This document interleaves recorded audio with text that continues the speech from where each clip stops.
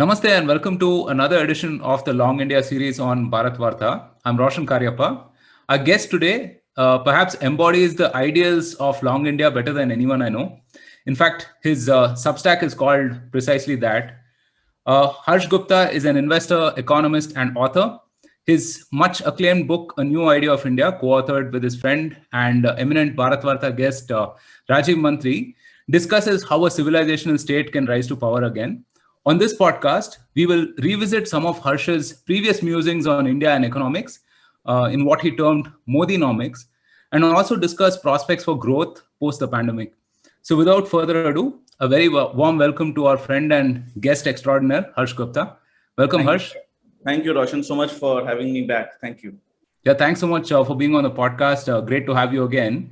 So Harsh, before we get to Modinomics and slice and dice some of the recent data and look at it in perspective, right? We are in the midst of the second wave. It's ravaging the country.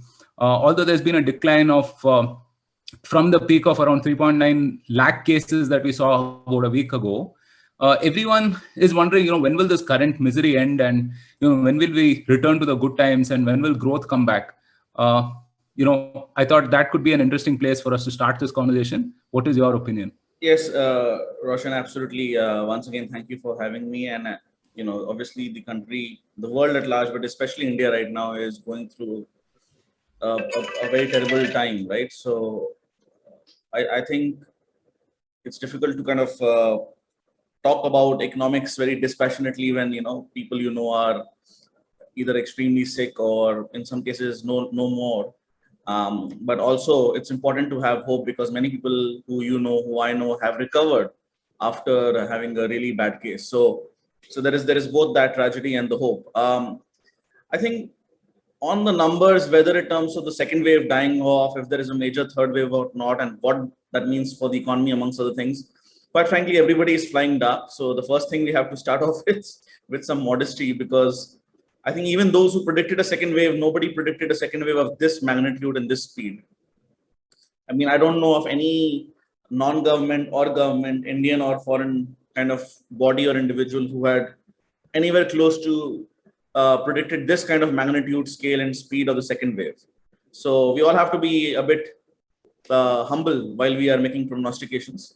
I think having said that, I wrote a couple of substacks of late, one on precisely this, the second wave, the math of it, how does it end, and then on the economic side of it. I think on the second wave itself, we are roughly having 4 lakh cases a day, slightly less now.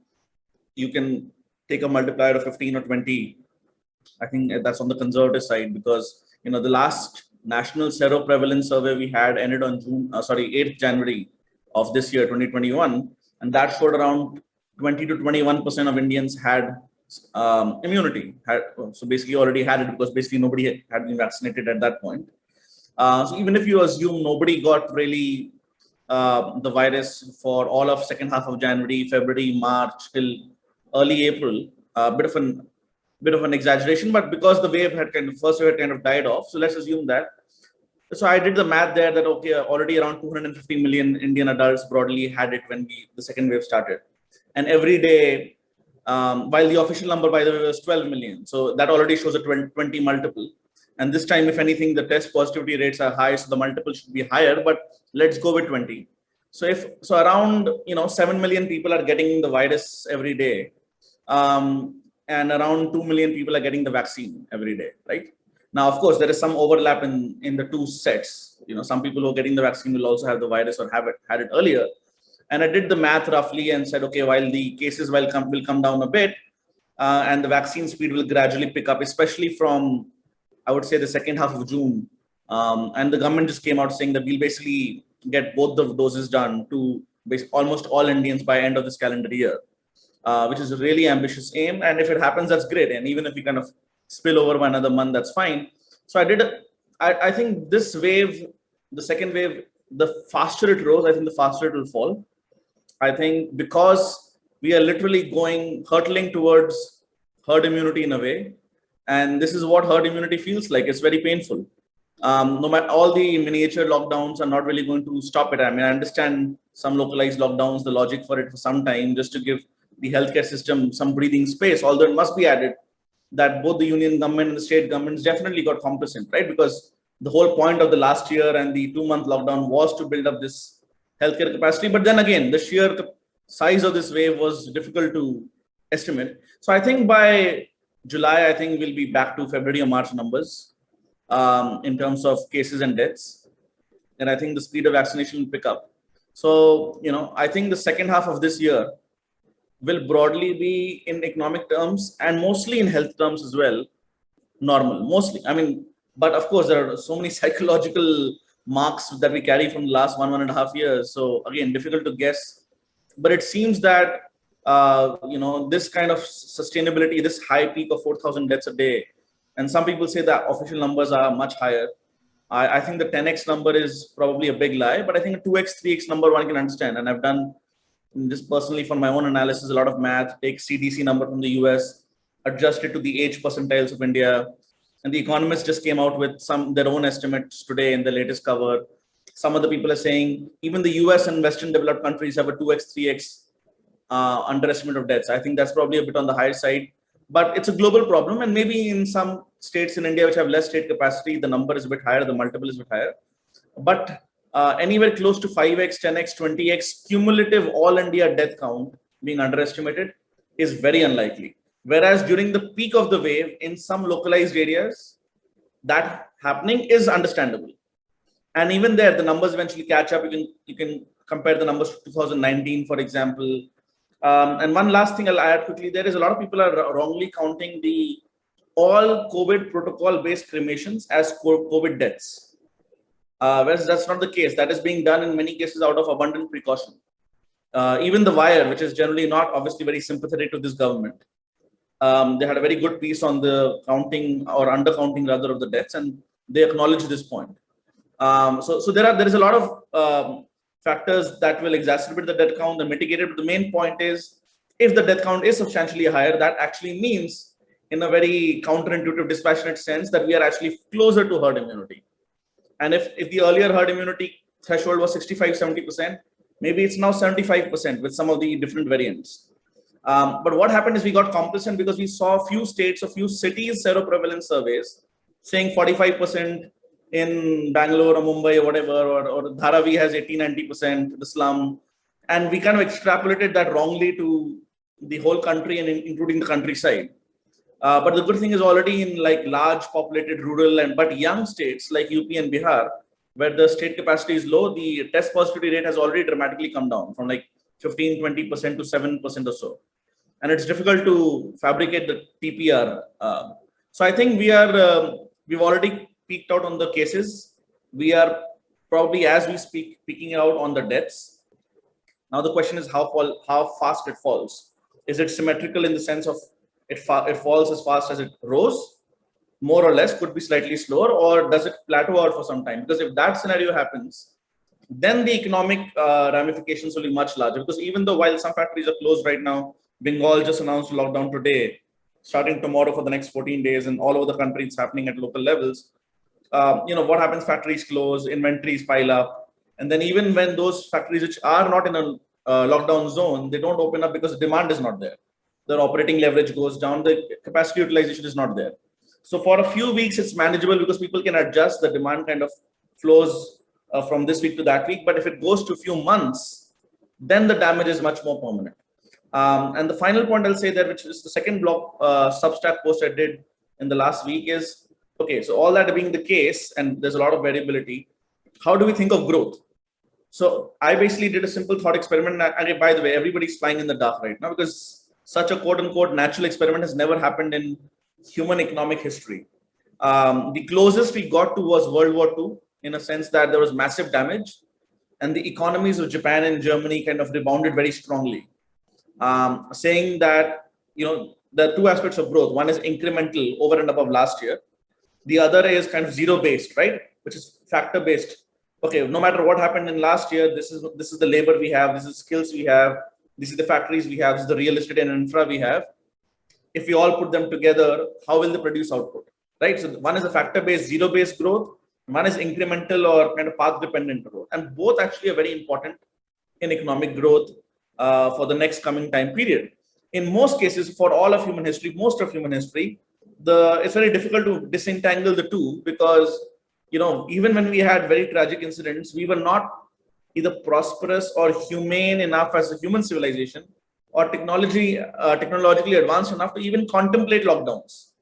Right? Lockdowns is the very fact that lockdowns happen, whether we are for it or against it, is actually a testament to humanity in many ways, because it says that actually we can do some fiscal monetary policy, give you some welfare, we can work on the healthcare and the vaccines part.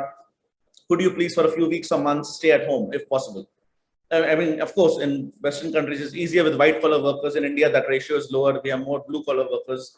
So there is a difference. But the very fact that we are contemplating that is actually, in a strange way, a massive compliment to humanity. So I think it now depends whether next year's India's growth or any country's growth, do we take the base of last year and then add some percentage plus or minus to growth through estimate growth? Or do we start with the base of 2019 instead of 2020 and saying, well, the factors of production are either stable or they've broadly increased by so much, be it infrastructure, be it human demographics or skills or literacy, education, experience, or be it factories, right? Maybe new factory capacity was not added because, of existing capacity was not utilized.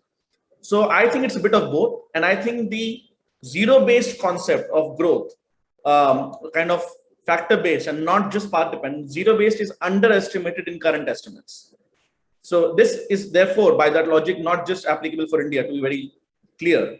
This is true globally, but India had the most severe lockdown in last year, late March, April, all of May, more or less. Basically, therefore, quarter 1 of FY22 right now should see that massive base effect if the factor-based hypothesis is correct. Of course, now mitigated by the fact that this same time we have the second wave. So some of that will spill over to Q1 of FY23 on a year-on-year basis. So I think it's very interesting, but I think a lot of the professional sell-side consensus estimates are on the lower side even right now, because there is still kind of there you basically get fixated at last year's number, and then you say, okay, fine, because of the low base, we'll add some more numbers. But I don't think that's how it will work. I think, especially for a fast-growing economy, the zero-based logic will be slightly more applicable than for a more mature economy, to be fair. Because here everything is so much more churn, and a lot of the economy was anyways not formalized, which is deeply painful for the informal sector, just to be very clear. But then there is massive formalization and consolidation towards the organized sector. So I'll just pause there. I'm sorry, I can't give you numbers, but I think whatever the numbers there are about FY22 GDP growth rate, there's still many of them are in double digits, real growth rate. I think even those will turn out to be slight underestimates. Right. So essentially what you're saying is there are no relative comparisons, given that 2020 was an outlier by itself, right? Yes.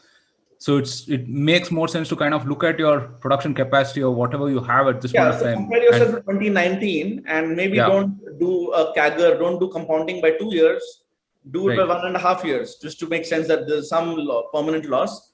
But it's not the same as whatever happened in 2019 or 18 is irrelevant, because 2020 is the base now, and we only go plus or minus from that. And which, by the way, some economists have pointed that out, and that's why they're saying this is a good time for India to not just come out with YOY numbers or year-over-year numbers, but also month-over-month numbers, and then seasonally adjust it. So the idea is, why look at inflation in April 2021 compared to April 2020? Look at it compared to March 2021. And there are seasonal variations throughout the year, because sometimes there is a food crop being harvested, sometimes not being harvested. So there is some things which are predictable over the 12 months. You kind of seasonally adjust that.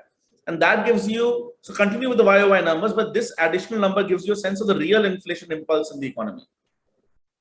Because it tells you whether right now demand is overpowering supply truly or not. Because April 20 and 2021, it's interesting to compare, but does it really tell you about the inflation impulse right now? And the reason this question did not arise in India so far was because there was never such a massive base effect so far, which has now happened because of last year's lockdown, and which might overflow into the first 1 or 2 months of FY23, April and May of 2022. Although these MOM numbers are already kind of widely available in developed markets, but it's another reason for us to start releasing and analyzing those numbers in India as well. Right. Excellent. Off to a good start, as usual. So, Harsh, let's talk about Modinomics. You introduced the term in 2017, and to me, it was perhaps the best possible explanation of an overarching or cohesive strategy of Prime Minister Modi's economic policies, right? And in this, you spoke about five, so to speak, arrows in the quiver. One was fiscal policy consolidation while increasing infra spend. Second, monetary policy hawkishness and low inflation. Third, structural reforms like GST, RERA, and so on. Fourth, formalization of economy through digitalisation and so on. And finally, state capacity creation and smart welfare. We'll delve into each of these aspects individually. But broadly, it's been about 4 years or so since you spoke about these things. When you look back, what were the things that you were right about, and what are some things that have surprised you? So I would say, first of all, the five arrows I mentioned, in turn, basically kind of is inspired by Abenomics' three arrows. And Abenomics obviously was the last prime minister of Japan. He kind of recently resigned due to health reasons. And his three arrows were fiscal easing, monetary easing, and structural reform. So in Indian context, at that point of time, I was saying it's fiscal consolidation, monetary consolidation, structural reforms, and a couple more factors which are relevant to a developing economy becoming a developed economy. And those two factors will come to, which are less relevant in a developed economy, namely formalization of the economy or organized sector, and secondly, state capacity. Because in a developed economy, you already have the state capacity. And in many ways, us being a poor economy with less state capacity is painfully clear to us right now as we speak, especially in the very, very, of course, I'm not saying it's representative at all, but nonetheless, we must acknowledge it in this case of some bodies literally floating down Ma Ganga, the river Ganga, the way we call it, right? I mean, that's obviously a moment of shame and introspection for all of us within that context. So those two factors are added for the Indian developing economy context. And the first two, I think, which were relevant when Narendra Modi came to power, given the fiscal and monetary, two easy policies that the UPA followed, especially UPA 2. I think what he has done, or in the case of monetary policy, the RBI, he finally kind of settled down on a governor with which the finance minister could work. But also on the fiscal policy is they overdid that aspect a bit. So it was required at one point to kind of send a signal that India's macro story is stable. But after demonetization and especially after GST, when they should have bought more foreign dollars, forex reserves, kept the rupee relatively weak to boost exports, etc. They kind of did all the. So what happens is you did all the hawkishness together, and almost all supply side reforms, which is the third factor, they're short-term deflationary in the sense that they basically short to medium term deflationary because, especially medium term, because they end up increasing efficiency of the economy, right? That's the whole idea, which means for a slightly lower amount of supply, the same amount of demand can be satisfied. So you ended up having some excess supply, and therefore some disinflation creeps into the economy, relative disinflation. The problem with relative disinflation is it is deeply hurtful in an economic context where most prices are nominally fixed. That's the whole basis of modern macroeconomics, what is known as neo-Keynesianism. Is the reason why they say completely classical kind of libertarian economics doesn't apply is because there is what is known as price stickiness. And because of that, what happened is in any case, when suddenly you have a lot of macro consolidation, it is painful for an economy. So especially when you're doing deep structural reforms like GST and IBC, your financial sector is consolidating, the banking sector is consolidating, it's not going out loans. You're doing RERA, the entire real estate sector, which creates the second highest number of blue collar jobs after agriculture. You try to formalize at the same time. When you're doing these reforms, which are long-term painful and long-term gain and short-term pain, as I wrote in the article, you should then at some point flip the switch and make fiscal and monetary policy relatively easy to lubricate these painful reforms. And what happened is we kept on the hawkishness on the monetary fiscal side till as late as 2018. Only in 2019, because the election was some easing done, but even then by electoral standards, not a lot. Like we didn't open the spigots completely. And it is only Narendra Modi's political genius, whether you like him as a politician or you don't like him as a politician, that he could still win back 2019 with a bigger majority. Because most conventional analysis would show that after, no matter, so the average person is not going to be interested in Modinomics if he thinks that Manmohan Singh's first term coincided with 9-10% growth rate in 2-3 years. For the proof of the pudding lies in the eating, right? You and I can start explaining to him, well, that was based on Vajpayee's tough reforms for 5 or 6 years, coinciding with a global liquidity and weak dollar phase which started in 2003, which led to this boom. But for him, that's like Greek and Latin. That it makes no sense. So for the average person, Narendra Modi's first term, and definitely the first 2 years of the second term because of the pandemic, has not been an economic boom time, right? It has not been economic boom. He has done exceptionally well by having much more efficient and targeted welfare. We can talk to that in a moment. Or by not having high level corruption, or by putting an institution in the central bank, contra to some people's criticism of having a monetary policy committee in RBI. He's institutionalized. He's reformed the bureaucracy, letting in lateral entry people. He's gone through GST, RERA, railway bureaucracy reform, defense bureaucracy reform, having a chief of staff, CDS. So he's kind of starting to what Rajeev and I call in the book decolonize the Indian state, right? We just inherited certain ideas from the British, very good steel frame of the IAS, but the DM, district magistrate, is still called a collector, which colloquially, which is what they were called in the British times, because in the British times their role was to collect taxes, which is why they were called collectors. Now the DM's role is to give out welfare schemes. But there is no rural taxation anymore. There is no agricultural taxation anymore.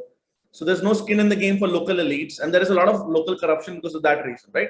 There is no reason to be accountable, and whatever comes from the top in political economy, it's called the flypaper effect.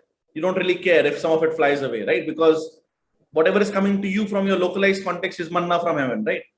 So he started to tweak it, but it's such a massive state and a massive ship that it takes time. The actual growth did not deliver because the structural reforms are not accompanied by macro policy easing in the second half of his first term, and he still won the election again.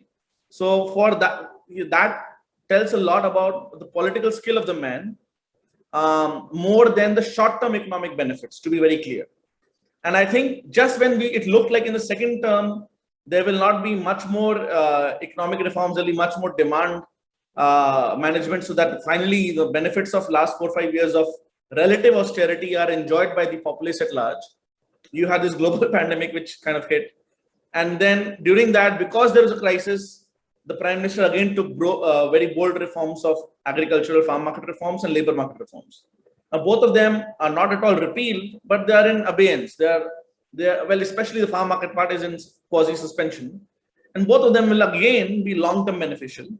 But they have short-term problems and part of that, for example, if you do a big farm market reform, you have to send a signal to the population at large that MSP is not going. This is one of the reasons why MSP was massively spiked up yesterday, was mostly political reasons. That look, this farm market reform is not out to scuttle MSP per se. It might be the logical conclusion of that in 10-15 years, but that's not the government's intention. So he ended up doing even more. I mean, you have to kind of admire it is a painful, politically risky decision, which of course we saw happen with the farm protests, right? And so he ended up doing more structural reforms, and a lot of the fiscal policy room went up for COVID, and we now are 90% of debt to GDP, including union and states government debt. Monetary policy, I think it can be eased further, but by all conventional estimates and by all the men with white hair, gray hair, or no hair in suits, they think we are already being adventurous enough. So I think for the moment, what has happened is massive monetary or fiscal easing any further from here in the short to medium term is difficult. And we still have to swallow a lot of the structural reforms that have happened in the last 7 years. But there is absolutely no doubt about that. They're all very much beneficial for the Indian economy's future. And I think one classic example, which is not a reform, but is a long-term gain, short-term pain illustration or example, is infrastructure. And last year we did 37 kilometers of national highways per day, which is a COVID year, right? I mean, we are still in a COVID time. That was a COVID year. That is extraordinary work by Mr. Gadkari's ministry. And the length of national highways have gone from like 90,000 kilometers in mid 2014 to something like 135 or 140,000 kilometers right now. There's a 50% expansion in the length of national highways. Now, this is literally the sinews of Indian economic strength for the future, right? Because if you can spread out your factories, your offices, your suburban homes or residential complexes, the average person for the same salary can live a better life with more discretionary income, and that is what runs the economy. So all of these things have happened, and I think really now, and obviously, Bengal election was lost. The South, they never really had a chance. They kind of retained Assam and Pondicherry. But I think now is the time, as soon as the second wave ends and we get the vaccination done, which is very important to prevent a third wave, big or small. It probably won't be big, but the small third wave is definitely a likelihood if we do not deliver on the vaccines. I think as soon as this is done, a lot of pent up demand, a lot of pent up economic energy is kind of waiting to burst. Like it's like a spring which you were kind of pressing down, and you thought, I'm going to release it now. And then you ended up pressing it further by twice the force because of the pandemic. So either the spring breaks and the India story is over, which I don't think is true, or it massively rebounds. So I think, so do you understand the context from where I'm coming? Like, so there are demographic and technological factors, but there is also a governance input that has gone in. Yeah. And the problem is, if you try to explain that in like 140 or 280 characters on social media, people will say he's a bhakt, or he's just a blind-eyed Panglossian optimist. But I'm trying to follow where the analysis leads. Now, like everybody else, I might have my subconscious biases for sure, but this is where the analysis leads. And the one final factor why I'm bullish for growth once this pandemic ends is global macro, not just Indian macro or not just Indian governance. And globally, growth does very well, especially emerging economies, but also the US. And within emerging economies, the commodity economy is the most, but also India, when there is a weak dollar phase. And like 2002 to 3 to 2011, 12 was the weak dollar phase, a lot of which coincided with UPA, except the last year of NDA under Vajpayee. Since 2013 till 2020, roughly, and even till as late as last month when the rupee kind of fell by 2 rupees and kind of rebounded against the dollar, we had a strong dollar phase. And now we are like, it's kind of 8-9 year cycle. There's no rule of physics. There's no law of physics. But now the Americans are printing so much money that even though the consensus trade was supposed to happen last year, it's now happening this year because of second and third waves globally. We are entering a weak dollar phase for the next few years. And a weak dollar phase is when a lot of foreign investments in equity, in debt, in companies and real estate infrastructure goes into emerging economies. And there is no large institutionalized democracy with a very low starting base point of $2,000 per capita income. Like China is much ahead. It's not a democracy. There are geopolitical tensions. Africa is also very poor. It's definitely not as far behind us as we are behind China right now. But Africa is not one country. They just signed a trade union amongst themselves. It will take a long time for institutionalization of governance capacity to happen there, but it will happen. But right now, the only place where you can deploy big capital from a growth-oriented point of view is India, which is why the city where you are sitting in right now is booming, because Indian startups are completely a bet on the future, right? I mean, if you go by EBITDA, there's nothing called operational cash flow in many of these startups, right? These are all bets on the future. And which is it, and the kind of the floodgates opened with Walmart buying Flipkart for $16-18 billion. Everybody said, oh my God, they're overpaying. But now just the fintech platform that came along with Flipkart is now according to some estimates worth $5-10-12 billion. So I think where else would you get 1.4 billion people almost, by the way, and we're likely to overtake the Chinese population much earlier than expected. The Chinese census just came out 2-3 days ago at 1.412 billion, and people were expecting 1.42 or 1.43 billion people. Where else would you find this large number of young people below the age of 30? Almost all are literate, below the age of 20, good medium school education, almost all of them digitally native. If not now, in a couple of years, they will be digitally native in the sense of holding a smartphone, not just a dumb phone. And all of them either knowing English, Hindi, or some regional language. and just raring to go with aspiration. So I am bullish on India for these various factors, which can be put under the thesis of global convergence, and India being the prime example of that. So, of course, a lot of good things India and Indians are doing, including the Indian government, union especially, but also some state governments across parties. But primarily that we are starting from such a low base. So that's not a good reason to be happy, because we are, after all, at the low base right now. But given that we are there, it does tell us that the convergence once, and it's already happening, by the way, for the last 20 years. But we were like $500 billion GDP, by the way, at the turn of the millennium. We are almost 3 trillion right now. So we've gone up 6 times in 20 years. There's no reason why we can't go up, 4 times in 10 years now, with the dollar. And so we'll come to some of the estimates, but this is not a story that's been invented today. You can say, well, 47, you can say 71 when we became geopolitically dominant in the subcontinent. You can say 77 once democracy was finally here to stay in India and the emergency was defeated. So there are all these building blocks. 1991, obviously, economic reforms, then Pokhran and Vajpayee's reforms. Even when Manmohan Singh started the Aadhaar project, but he could not defend it in front of NSE. But P. Chidambaram did some good stuff on the national security and economic side, even if there are massive corruption allegations.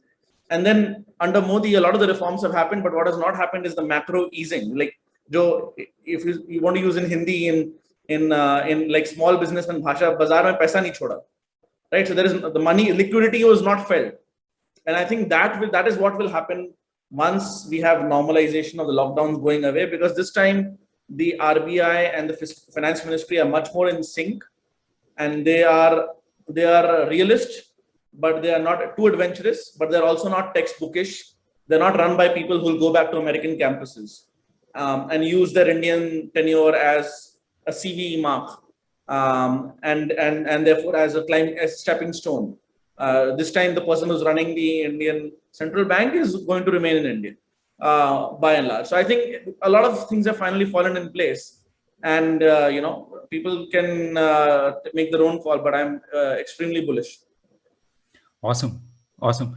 I kind of liken it to someone who has been scrimping and saving for the last few years to pay off all of his family loans has just been beset by some kind of a family emergency, right? And it's not like all of that work that he's put in to improve his capability and earning potential, etc., goes to zero, right? Yeah. I mean, all of that remains, all of that latent energy remains, and whenever better times do return, I mean, it will compound or it will catapult, as you rightly mentioned, right? Yeah, absolutely.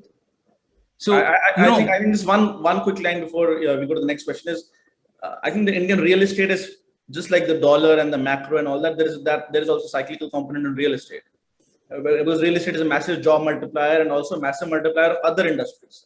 If you buy a house or a bigger house, you put in furniture, you put in marble. Precisely. There's cement that is used. Like China at one point used more cement in 4 years than the US did in 100 years, right? So even if we don't do something as crazy as that, all those industries will multiply, but this time the real estate bubble will be more of a quantity bubble than a price bubble. There'll also be price increases. I mean, what has basically happened for the last 8 years, 7 years, that inflation adjusted real estate prices are not going anywhere. I'm talking about residential. Commercial has done very well because it has higher yields and all that. And it's kind of become a consensus now that nobody anymore buys residential flats for investment purposes. It's only for end use, right? And these things are always cyclical. There was a 96, 97 real estate crash. Everybody was pessimistic on the sector till 2003. Then suddenly it went up 10x in like 8 years.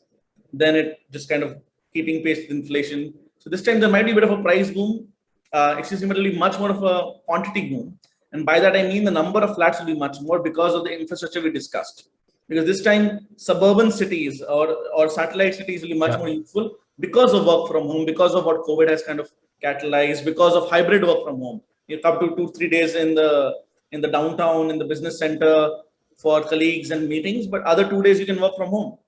And all those new models will start kicking in once things quote unquote normalize, if they're ever normal after this, in the way we understood in 2019. But I think that is a big cyclical factor in any economy's boom, including India, real estate. Right. So yeah, I mean, I think there's fair consensus on any side of the political aisle that we kind of overdid the fiscal policy stuff, right? And with ending subsidies and so on, like almost did a 180 on whatever the UPA was doing earlier. Um, but in some sense, I mean, all of that you can say arguably was building up to the pandemic, right? I mean, now we have this situation where all of this saving can actually lend itself to good use, right? So arguably, the government should use this time as an opportunity to spend all of that stuff on targeted welfare, like you mentioned, right? No, I fully agree. I mean, if I'll just paraphrase part of what you said, if I didn't get it wrong, is some of the savings they did, by the way, did allow us to actually face this calamity head on with much more confidence. For example, Yeah. has been no real taper tantrum this time. We are no longer in the fragile five. We did tighten our belts a bit, but maybe we over tightened a bit, but obviously it was useful in this tragedy to be, and so you must give credit where that is due, not just in terms of fisc, but also in terms of buying foreign exchange reserves, which of course we then went flat out last year, because to prevent the rupee from massively appreciating, we added $100 billion odd in the last 12 months or so. I'm giving you a roundabout number, and that now that we kind of had the capacity and we kind of further built up the capacity in the last 12 months. Last 12 months more on the foreign exchange side, less on the fiscal side, obviously. But even on the fiscal side, we didn't go all out the way some countries did. And yes, we are not a developed economy, but we could still have gone further out. But people like Sanjeev Sanyal, principal economic advisor, explained it very well, that we kind of did it drip by drip. We kind of checked it when we did. We didn't want to do a massive stimulus when the economy was still in lockdown. They did much more spending towards the end of last calendar year, when the economy kind of unlocked down 3.0, 4.0 had happened. So I fully agree with you that now is the time to be very careful, but also aggressive in opening fiscal gates a bit somewhat. To the credit of the finance minister, she's already announced in the budget that the fiscal consolidation path till 2025, 2026 will be much more gradual now. We will not kind of, wear a corset or a chastity belt for the sake of it. But she's also said that, but the question is, where do we kind of spend that? And I think three areas where we should spend that is: one, infrastructure and allied sectors like real estate, whether through tax incentives. Second is massively through health. Recently, RBI is creating special lines of credit for healthcare through banks. And health, I mean in general social structure, but I deliberately don't include education too much there, even though it's the most productive multiplier in the long run, is because if we go there right now, to make it efficient, we'll have to take on the teacher unions. And that will be a fight, same as farmer unions. And we cannot afford another structural reform right now. Everybody was saying big bang reforms, Modi and all that. But when he actually does that, then we know that, well, we can't do it all together. Right. And that'll also be a longer gestation period as well to pay off, right? So Arguably the longer longest. gestation period. Let's first come back to growth and let's try the next difficult reform in 1 or 2 years. I mean, let's not do it all right now. Not just politically, but even economically, that would not make sense, right? Because you have to take the temperature along as you go along. Yeah. So one is on the real estate infrastructure, fiscal taps open. Second is on health and other social sectors. For education, right now you have to, for the most underprivileged kids, spend more on government schools in some cases where you have to. For others, you have to rely on edtech for the next 2-3 years. And the third interesting area, which I would say where the government should think out of the box, and we are already making some moves towards that, is to catalyze India's defense manufacturing base, including defense exports. I mean, we are known for imports, we do some exports. Why not have a military industrial complex, but without the negative connotations, right? With the positive connotations. And the reason why that is very interesting is, and this is a bit of a slightly complex thesis in the sense that, A, you save a lot of money by not importing weapons in the next 3-4 years. In the short term, we had to go all out and buy Rafales, right? Because we saw what happened with Pakistan in a couple of strikes that we did across the LOC or the border. Then what's happening with China, first Doklam, now East Ladakh. And even now the situation is not fully resolved. So you needed to first bulk up where you had to bulk up. But then after that, the good thing that we did is we decided to buy a lot of our own Tejas, LCA2. We gave HAL a big contract. So that's good. We are adding muscle, but why not also do it with private companies in India, right? Not just the state-led PSUs. The reason that is important is, even though India will remain a technology adopter from Germany, Japan, America, even China in many cases, and that's fine. There's no shame in copying up and copying. I don't mean in the sense of an intellectual property violation. I mean learning best practices from other countries while you first grow richer. But in many areas, we'll have to be cutting edge ourselves, right? For example, we've got this vaccine done, and contra to 6 months ago, where everybody says, "Oh, I'll take AstraZeneca, Oxford, Covishield." Who knows what happens with Covaxin? Now everybody's saying, "Covaxin mila, Covishield mila." Everybody now wants to get Covaxin, right? And this is completely an Indian. Well, not nothing is completely Indian or any one country, but it's an Indian vaccine. Similarly, on space, similarly for ICBMs, rockets, and nuclear bombs, we are self-sufficient because we had to be self-sufficient. So the government already has an import denial list. Make it bigger, because a lot of military technologies have civilian spin-overs. I mean, the internet was born that way, right? DARPA created the internet, and what that does is, A, it's a fiscal stimulus. B, it's a domestic R&D. C, it hires your human capital across the spectrum. D, that's the kind of productivity where if you increase a bit more debt, infrastructure or defense or healthcare, like proper human capital, physical capital or defense capital, technology capital, that kind of debt to GDP increase is actually not harmful in India's context. It is the pure farm loan waiver or the pure, I don't know, bank NPA write-off or whatever. That is the kind of things that might be relatively more harmful. You might still have to do that occasionally for economic or political reasons.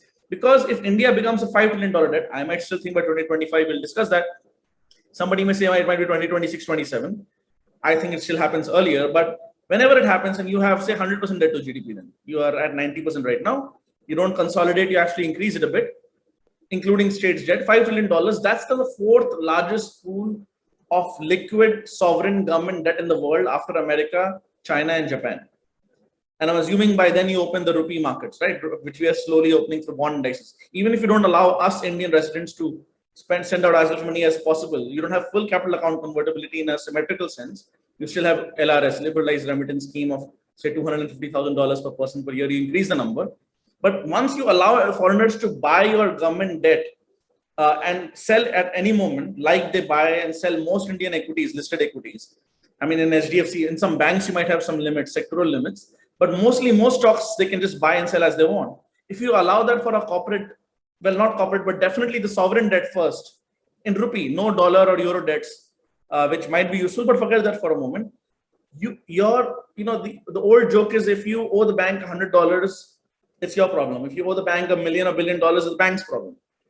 But the moment you have a very large $5 trillion liquid pool of positive nominal yielding debt of a country which has never defaulted, has never had hyperinflation, whereas the rest of the world is at zero, or even if it increases a bit by then, slightly more, then the world wants to be parked in your assets. They want to be parked in your liquid assets. And that in turn decreases the cost of capital in India. And it requires some political adjustment. You'll have to cut small saving rates, which, for example, the government apparently accidentally did just before the recent state elections. Then it walked back. So it shows that the government at least one part of the government wanted to do it. Politically, it was not approved. It was sabotaged or whatever. There was some confusion internally. But the trend is clear, right? When there is $15, $20 trillion of zero or negative debt in the world, India cannot right now have $2, $3 trillion debt of 6%. But the rupee is not depreciating by 6% nominal every year against the dollar or euro for the next 10 years. If at all, it might be flat or might even see some positive appreciation, because our inflation differential is much less and we have strong growth. Real appreciation is a real possibility if you study those aspects of economics. So I think in India, there are many virtuous cycles that are waiting to happen. One is on the macro size and therefore cost of capital. The second is the farm reforms and therefore eventually leads to India being a much more urban services industrial economy. And therefore, it becomes politically acceptable to tax richer farmers at some point. Maybe not right now, maybe in 2025, 2026. And therefore, you have more resources for state, which helps those families as well, not just other families. Similarly, Bangladesh and Nepal and Sri Lanka become much more difficult for China to take off away from you, because your trade becomes much more lucrative to them.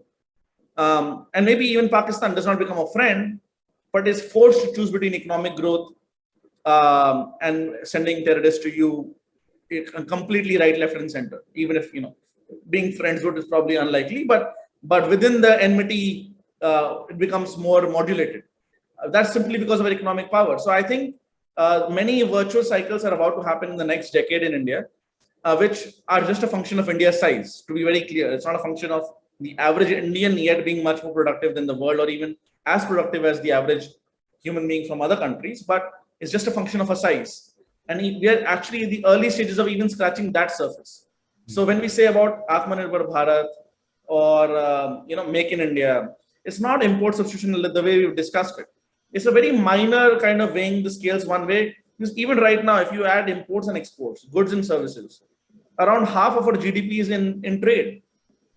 That's not going down anytime soon. It might not go up, or it might go down slightly. It's not going down precipitously. So just some PLI schemes or industrial subsidies for some growth sectors, or some import substitution sectors, may be right, may be wrong. There might be some low-level corruption in some cases. But I think broadly speaking, what is a state? A state has to have monopoly and violence, and historically some industrial and trade policy. Like states usually existed to regulate trade and make war or defend people. Right? That is the reason why the nation state came into existence. So I think that is how the otherwise diseconomies of scale, like too much centralization, too much bureaucracy, is counterbalanced by finally the economies of scale, right? Because if Sri Lanka says that I'm going to have a 20% tariff on these cars, then people say, well, you still have to pay the 20% tariff, that's fine, but we are not relocating a factory to Sri Lanka. But if India says that, which India has been saying in the case of cars, but we're now saying it in the case of electronics as well, then people say, well, okay, we'll manufacture in India. We don't want to miss out the massive market. The market is big enough that we can justify our local factory. And these policies are completely okay for foreign players. We are not doing the 1970s when we were kicking out Coca-Cola like George Fernandez did or something.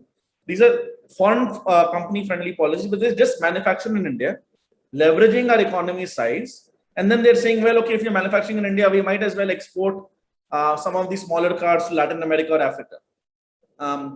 Just to kind of regulate our operating leverage or disleverage whenever capacity utilization is high or low in India. The rest we can try to use for exports.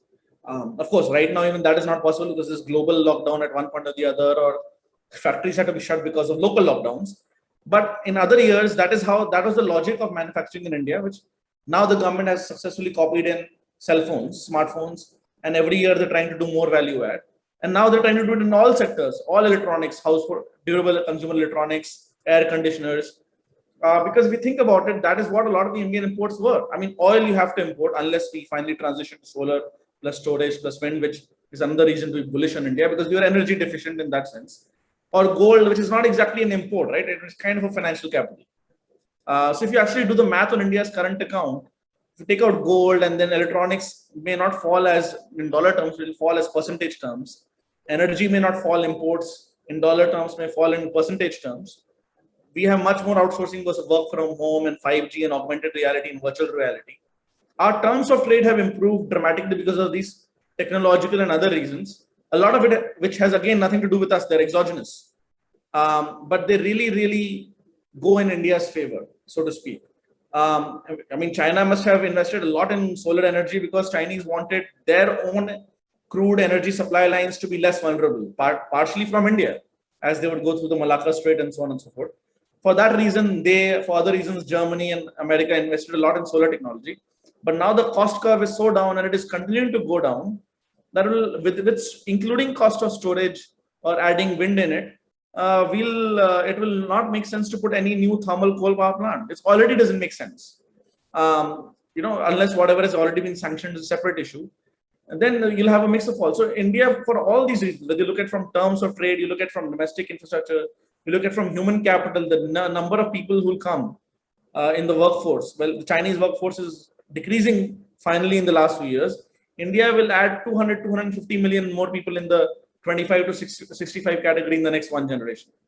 And unlike the last generation, all of them will be, if not very well educated for sure, to be very realistic, they'll be all literate, they'll be digitally native. They'll all plug in. See, imagine 10 years ago, you were in a village in Bihar or Eastern UP. 10, 12, 13, 14, 20 years ago, right? You didn't even have a pakka road. You had no potable water. You had no electricity coming in. You had no concept of a phone. Maybe the Sarpanch had a color television. You were disconnected from the global economy. Now, you may not be very well prepared for it, but there is a pakka road. Water is targeted by this government by 2024. It's one of their next election promises. Electricity has reached all villages, if not all homes yet. The sanitation is there, toilets are there. Increasingly, Flipkart and Amazon is reaching smaller towns and larger villages. Other services are going. And you can now work from, so long as you have these basic facilities, you can work from there for a company in Mumbai or for that matter in Manhattan. Right? I mean, of course, very few people will sit in a village in Eastern Bihar and work for Manhattan. I'm saying you can do that. And there are all these intermediate stages. So you've brought hundreds of millions of people into the global economy in a decade or so. And now these people are all going into prime working age. So this is kind of baked into the cake. And while I understand pessimism as a natural response to be kind of, it seems more cool in an intellectual fashion to be pessimistic. It's also not too celebratory. The problem with optimism is it can lead to complacence, right? Even if it is empirical reasoned optimism, but that's not what at least I intend to say. I think we have much more to do, if nothing else, to make sure that the best case is much better. That, even if my base case is optimistic, why not go for the best case? But that is not good copy, right? Good copy is when you send alarms ringing that, oh my God, there's going to be a demographic disaster. But there's not going to be a demographic disaster in India. Again, nothing to do with some exceptional Singapore-style public policy in India, but that's kind of baked into the cake. So I understand why there should be hesitation to be kind of openly optimistic. It is the closest thing as one can be right now. To be a modern day secular heretic is to be optimistic on India right now. But it is important to understand that there are these structural factors. Every 10 years since the 1970s, India's 10-year rolling average per capita GDP growth rate in real rupee terms has increased by 1%. So around 10 basis points per year for the last 40, 50 years. And that's because our dependency ratio, that's the number of old people or mostly children, compared to the working population, has been constantly falling in the 1970s. It fell from same time from China, but much more steeply, bottomed out in 2015. For us, it might bottom out in 2045. So that partially explains why we are also growing, but not as fast as China. But we'll continue to grow very fast or relatively fast, while China will slow down. Again, there are other reasons why China might do much better, because it's a dictatorship. It can just build highways, take 2 years instead of 5 years. All that is there. But sometimes, like, demographics is destiny, not just in a political or civilizational sense, as a lot of people say on social media, but even in economic sense. It's not predestined, but it's part of it. So I think for these various reasons, and the reason I'm saying is a lot of this is kind of exogenous. The Modinomics part is simply adding those structural reforms which has increased the rate of pace on a sustainable basis for the coming times. But that was not visible last year for one of the other reasons, including overtly being hawkish on monetary fiscal policy. Biggest because we kind of took away capacity utilization. People were not incentivized to build new factories or real estate projects. All of Noida developers went basically boom and bust. Only a few places like Bangalore did well. But now when that also comes back along with this kind of leapfrogging that has happened because of the tragedy of pandemic, but nonetheless, there is a bright side to it. Now, once that you put all of that together, it kind of adds up to something that I think either somebody is convinced or they'll just have to see it to be convinced. Right. I mean, any schmuck can be pessimistic about things, right? It really takes balls to be optimistic. Well, at least publicly and on record. So let's see. Right.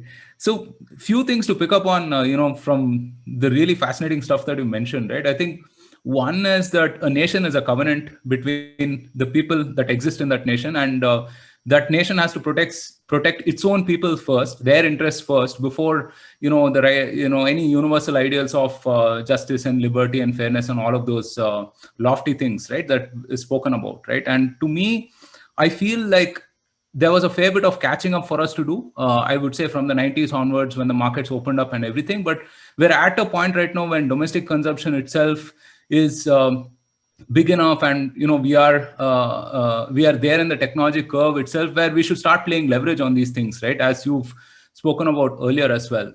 So but my question is slightly different. A lot of the money that was saved, by being austere and whatnot on our fiscal stuff was redirected to spending on public infrastructure like roads, railways, waterways, and so on. And the budgets have increased year on year. And you also mentioned the length of roads being constructed on a daily basis, even during COVID went up, right? But And we've covered some of these projects and so on in our weekly as well, like the Alstom electric locomotives, Ladakh tunnels, the bridge on the Kosi River, and so on.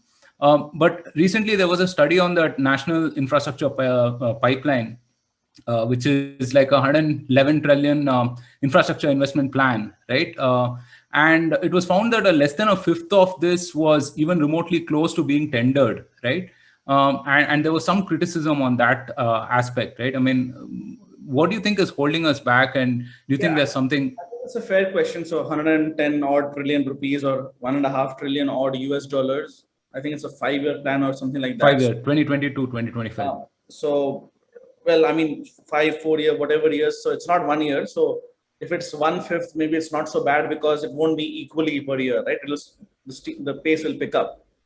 But I think it's a fair question because, it comes back to administrative reform and state capacity overhaul, which if forget infrastructure, which is what our health condition right now is showing, right? I mean, in Tejasvi Surya, who's a Bangalore South MP, again, somebody might like him or not like him, but I think in a couple of days he showed that there was BBMP hospital beds being misused, right? There was some controversy around that as well, but he managed to show that, he managed to expose it, and he broadly managed to fix it. Maybe not fully, but he managed, and within 2-3 days, within 1 week. So it just shows that if you have like focused, young, capable talent, just kind of multiply that 100-fold in different contexts and areas by different people, what you can achieve. So there is too much risk aversion, there's too much status quoism in our bureaucracy. And again, Narendra Modi is the first guy who even allowed lateral entry. 10, 12 people came in with a lot of celebration and bang. But from what I'm hearing, the rest of the permanent bureaucracy is trying to really make them as ineffective as possible. So, there are vested interests across our economy. We discuss the farmers, we discuss labor unions. Like, I mean, CPM does not represent labor, it never has. It already represents relatively privileged blue-collar union laborers who already work for PSUs or multinationals, right? Where most people who work in the unorganized sector don't get half the salary or benefits. But obviously, if you actually loosen the unions, they will benefit. Who will lose? The very few percentage people who had organized jobs. But no, it's easier to organize them, come out on the street, get a photo and get essays out. Same with the farmer reforms.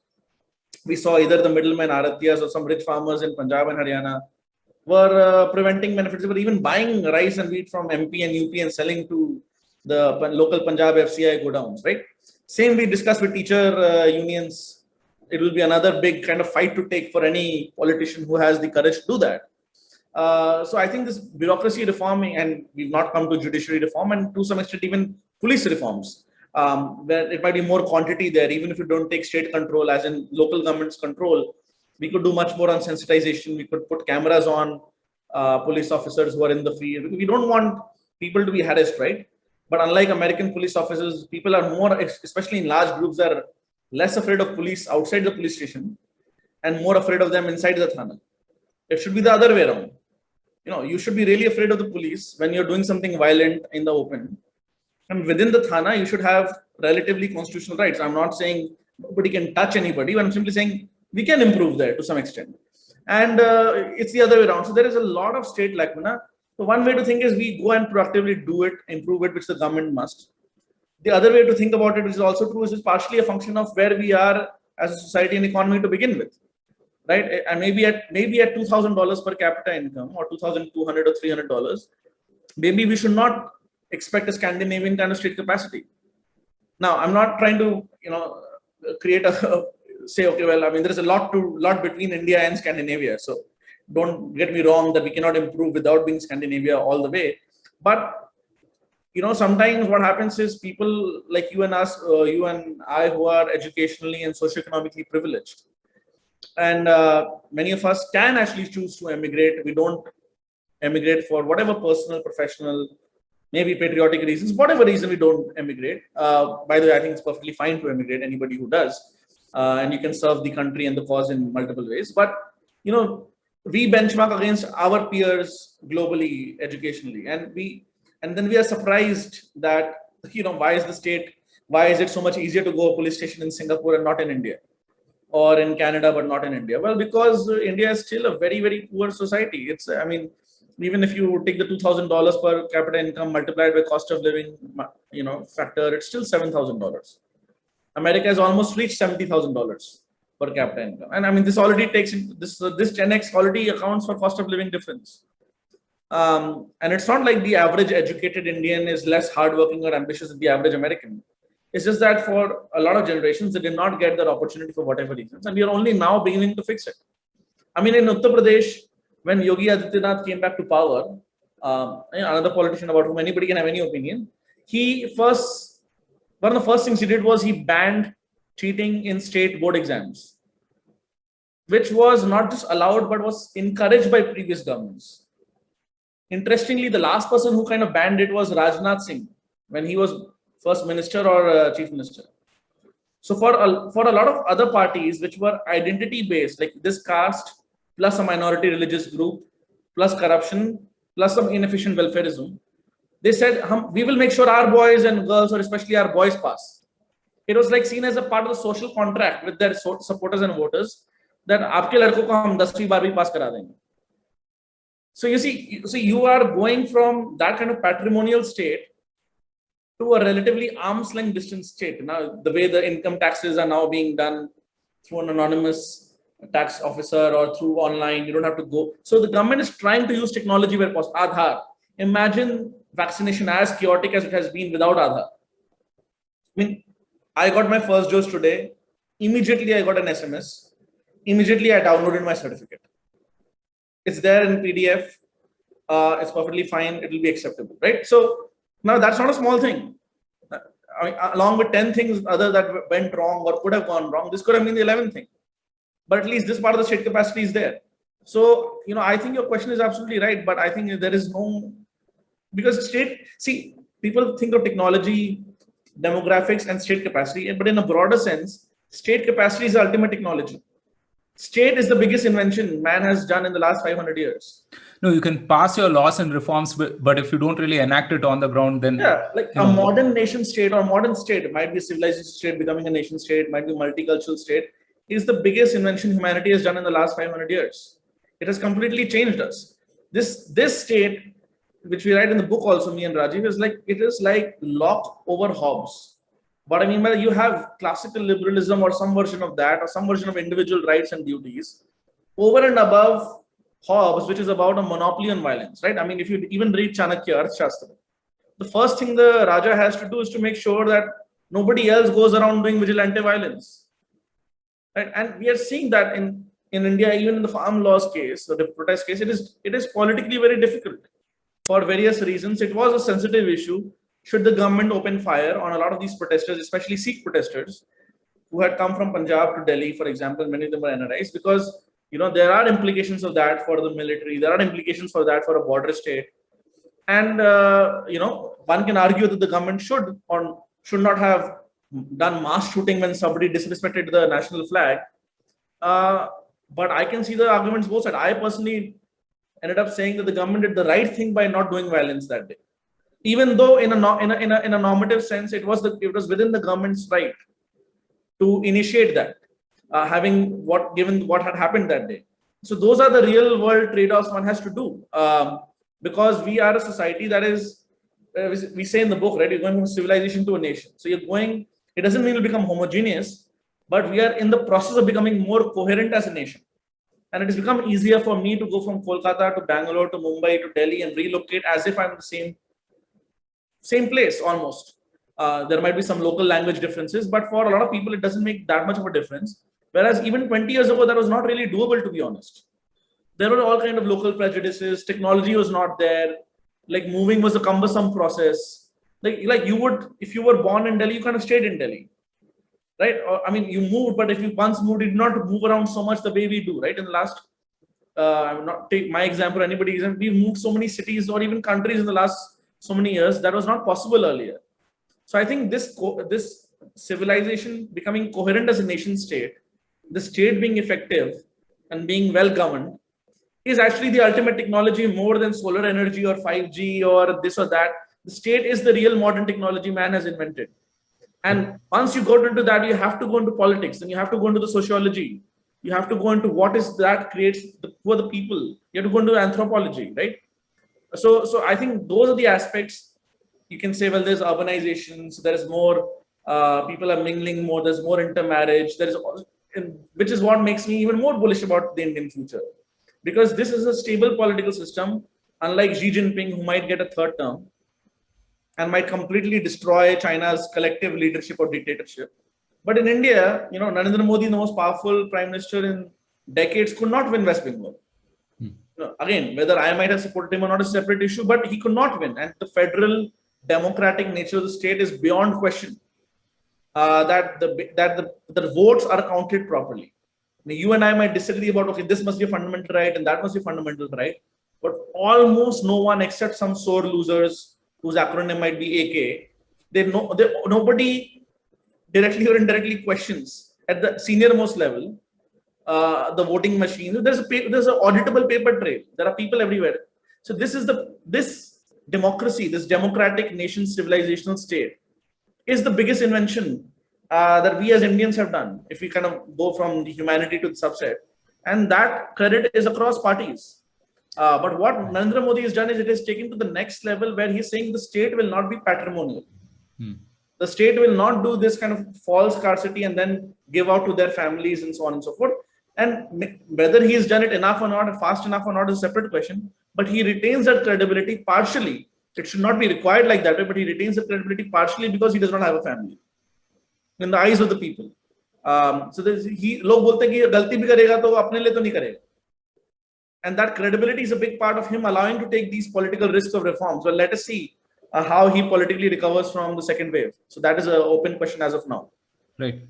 No, I mean, and a lot of these have to be seen in the reality of there being more than a miles difference between ethics and ideals to policies to laws and ultimately to actions on the ground, right? As you mentioned. And yeah, so I mean, like in the book, we simply say, for any policy, think, for example, welfare policy, think how much help you want to give.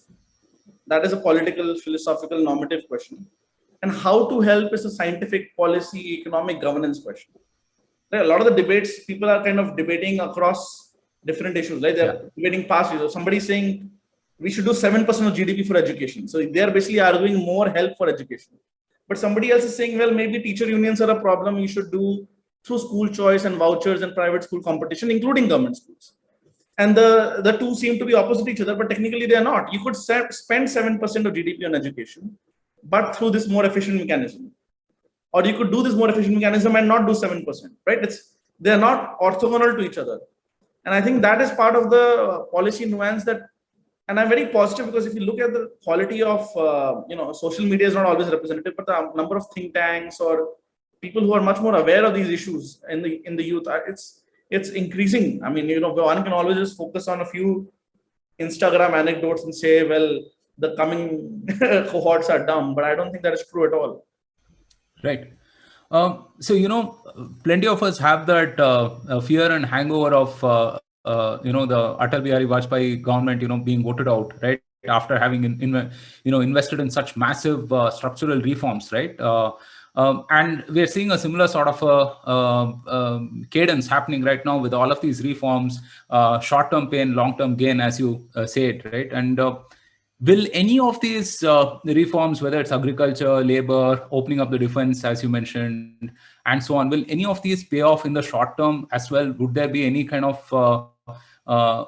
fruits to bear from these things? So from from a state election point of view, UP 2022, Gujarat 2022 end, maybe not. So, I mean, those BJP might still win those states. They probably are likely to win those states even right now.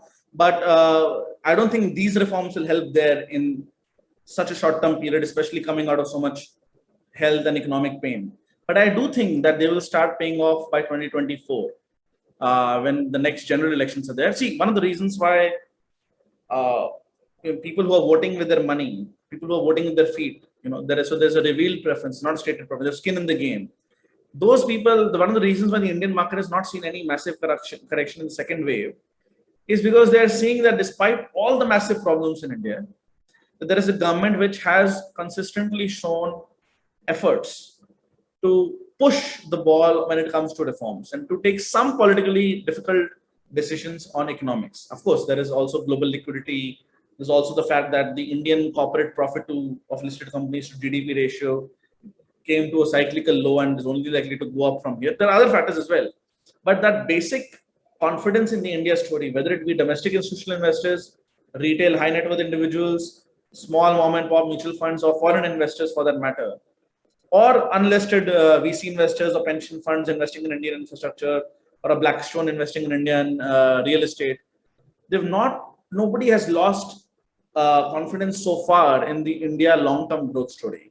And this confidence is a kind of a magical thing. Like uh, it's difficult to build, difficult to lose, but once you lose it, very difficult to rebuild. And it's a bit of a self-fulfilling prophecy, right? If you get the capital, then you anyways rebuild, and then actually what you collectively thought ends up happening. So, which is why another reason, by the way, I think that empirically sound pessimists should also be balanced by empirically sound optimists. Because if the public sphere is dominated on one side, they may end up achieving what they don't want to achieve. They don't want complacence, I understand, but it might be a strangely self-fulfilling prophecy. So I don't think that long-term story is so far under question, and part of the reason is that those reforms have happened, and I think they will show results by 2024. I mean, along with his rural welfare delivery of water reaching, along with sanitation and electricity, because you see, for example, we already have 3 listed REITs in India: an Embassy, Mindspace, and there's a third one which is also with Blackstone, I think. This is something that Arun Jaitley, as finance minister, and then Nirmala Sitharaman as finance minister under Modi, constantly pushed InvITs and REITs. They kept on tweaking it, making it more tax friendly year after year, and they made it almost completely tax exempt for patient capital from abroad, like sovereign wealth funds. So they're saying we'll have our own model, which is not an American model, it's not a DC model, it's not a China or Beijing model. We'll have our own model, where in some cases we might have slightly restricted trade, but mostly open. In some cases, we might actually have more open capital to finance and infrastructure, because China used domestic financial repression, low deposit rates on their banks to kind of funnel that money to their bullet trains and roads and all that, and real estate projects. It never really took foreign money. China has now opened up its debt markets relatively recently, and a lot of money is going to their sovereign debt. India is saying, no, if you can finance our highways, come in. We'll put a toll on it. We have technology now where, using RFID and all that, people will make sure. And yeah, exactly. And the toll collections have, by the way, improved because of that. So we have a very different way of creating that infrastructure. And we are absolutely open to foreign financial long-term patient equity investors there. So we created a new innovation. So that took 4 or 5 years under Modi's first term. InvITs, REITs is one example of financial innovation, which is already present in North America, UK, but not so much in Asia beyond Singapore and Japan to some extent. And now in the second term, it is certainly paying a lot of dividends. So, these things kind of like go along for some time and suddenly shoot up in one area. So anybody who's looking at India saying, well, okay, Modi did not quite implement the farm reforms completely, but he did not repeal it. Maybe I should invest in the dairy business in India. Someone somewhere in Netherlands or Tokyo is thinking that right now. Okay, maybe I can take a risk of, it's a large enough market and there might be some complications, but I can take a risk because broadly the direction is 2 steps forward, 1 step back. It's net positive. So I think people do, ultimately they vote with their capital, right? Beyond citizens voting individually, they vote with the capital foreigners. And that so far does not seem to have gone against India. If at all, it has gone for India. Right. So what I'm hearing is, despite all of these things, broadly the India story is intact, right? And one of the shining lights of 2020 in these dark times was the acceleration of digitization across the economy, right? Almost overnight, all sorts of organizations made changes to move large sections of their population, of their workforce rather, to remote work and so on, right? So, and you have spoken about this change before, and you've spoken about the formalization of economy and how it could help and so on. This second flattening of the world, right? Along with the convergence of plenty of other things that are happening in the macro stage. How do you think this will pan out going forward in the future? You mentioned a few of those things, but I already kind of alluded to it. You're right. In the last 1.5 hours, I'll kind of quickly mention it more directly, in the sense that this whole work from home, even when the pandemic goes, it becomes hybrid now. So it's no longer going to be 5 full work office days, at least for white collar workers, right? I don't think anybody is going back to that in that sense, because a lot of people in a very condescending way thought, well, if my juniors are not in office, I don't know whether they'll work or not. There was a sense, and I think everybody is positively surprised that if you give people that autonomy, they're much more efficient because they no longer have to go through traffic and pollution, 1 hour up, 1 hour down, be tired and do this and that. And often there is this insane, or rather inane, office gossip and meetings, which can be minimized as well. But we need a balance. You can't completely do work from home as well. So I think that's a huge boost for India. I mean, not just Indian software companies helping out with digitization, the actual toolkit.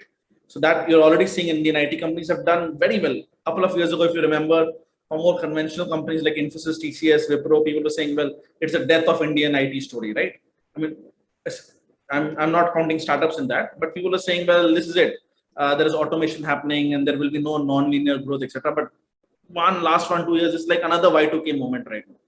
But over and above that, Indian talent, that educated demographic is coming out in large and large numbers, while the rest of the world, large parts of the rest of the world, especially rich world, the numbers are decreasing. You are seeing that through global capability centers. You are seeing through what is known as global in-house centers in Bangalore, in Hyderabad, in Navi Mumbai, in Pune, in Gurgaon, in Noida, right, in Chennai.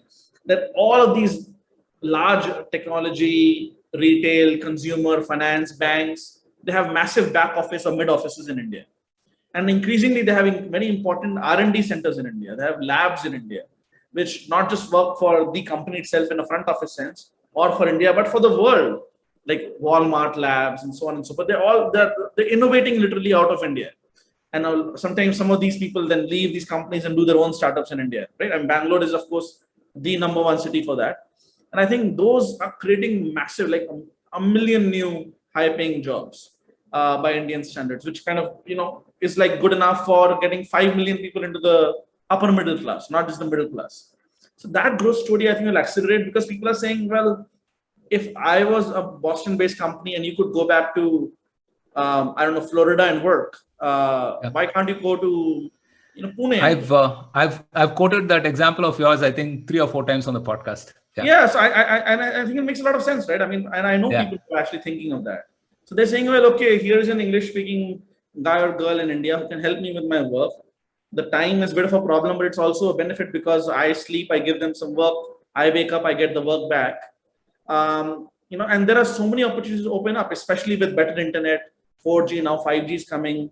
We're talking of holograms, we're talking of augmented reality, Microsoft Mesh, Microsoft HoloLens. And the way we are having this conversation, it might be next time we're having a conversation in 2-3 years with Roshan Karyappa's hologram, right? Whether it's a kind of a character which you can choose, or literally your hologram, like in Star Trek holoporting kind of sense. And if I can stand and give a 3-dimensional speech instead of like a 2-dimensional kind of conversation or monologue, and therefore you could teach in New York University from Bangalore or some other city. So just imagine the differential of salaries and costs. The arbitrage is yet to be done. And so this is something that Rajeev has written about. Rajeev and I have also written in our book, is that the world globalization is not ending. We are just going more towards globalization of services than goods. In many cases, goods might not fully end, obviously, but because of all these China tensions and trade policy, and maybe soon you have IP and you kind of build it out with a 3D printer, and large markets, it might get regionalized. You won't have centralized just-in-time kind of good manufacturing process. But services might be globally tradable, right? I mean, you already have this Fiverr and all that at small level, but increasingly, like Practo came back from the death. It seems that startup because of this medical consultation, telemedicine boom in the last 1 year, and became so much easier. Somebody, you just want to have one small conversation about your son or daughter's health. You don't want to go to a clinic all the way. Like you just want a doctor's opinion, and right now it's all there in audio, video, chat form. It takes 15 minutes. You give 300 rupees, and then you're done. Right, you save 2 hours of the hassle of going to a clinic, waiting in a line, coming back, and the doctor is also happy. So in education, in healthcare, in outsourcing, in fact, I foresee a problem that the Western world's middle class. See, the Western outsourcing so far was mostly on their factories.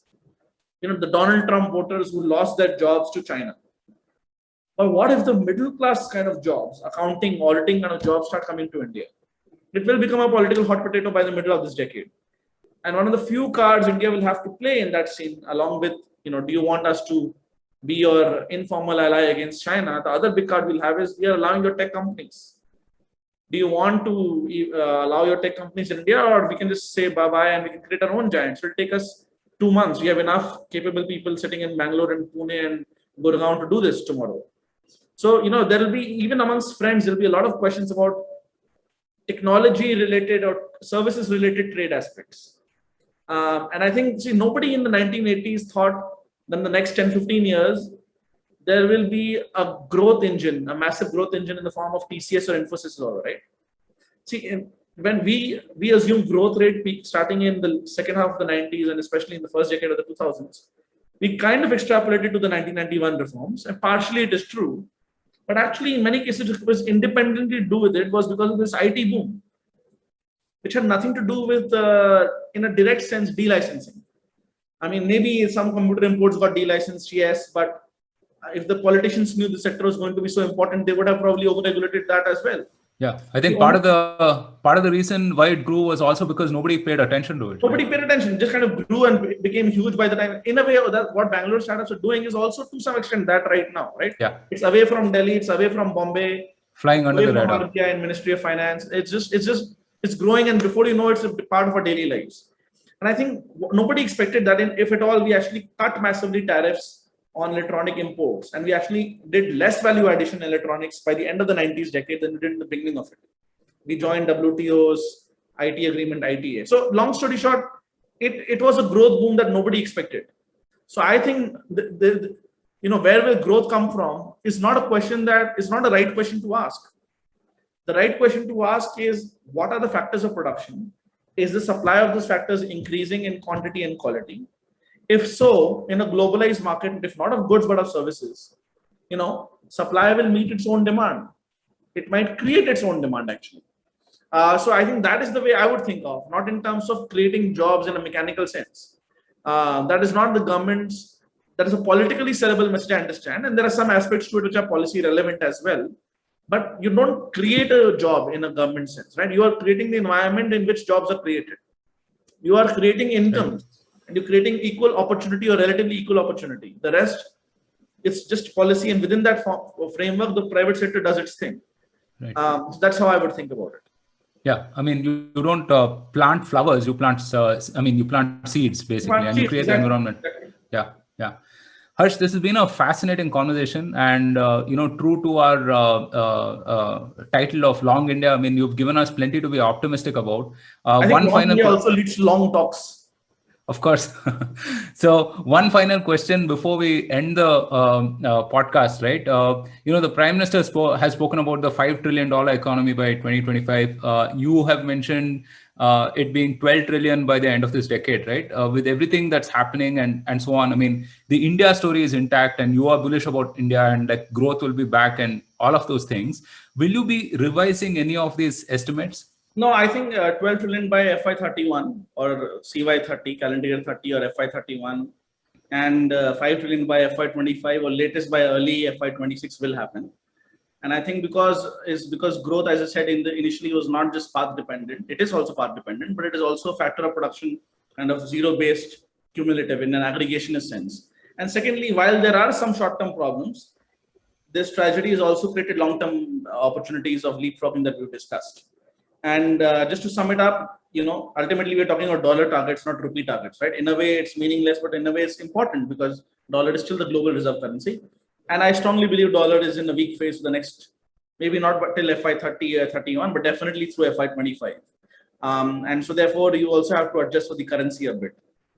So yeah, ultimately, these numbers are not about this or that decimal, but I do think that while a lot of people are having their time in the sun saying, look, this is always stupid. India got not just the BJP or the Prime Minister, but India got into in an arrogant mode of it thinking it could be a superpower, whereas there are still so many poor million people. Yes, there are many poor millions of Indians, many of whom have been reinserted into poverty, however temporarily, because of job losses. That is absolutely true, and nobody is trying to elide that.